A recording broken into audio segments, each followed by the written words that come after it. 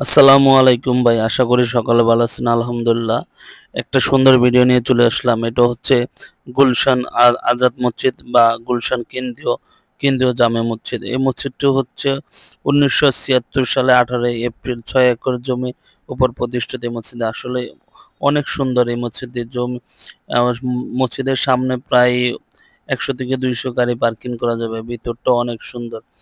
আসলে যদি আপনি আল্লাহর ঘর মসজিদ তোলেন, আপনার ছোট হোক বড় হোক ইবাদত সমানই। কিন্তু হচ্ছে আপনার টাকা পয়সা দুনিয়াতে রেখে যাবেন, আপনি পরকালে চলে যাবেন খালি হাতে ভাই।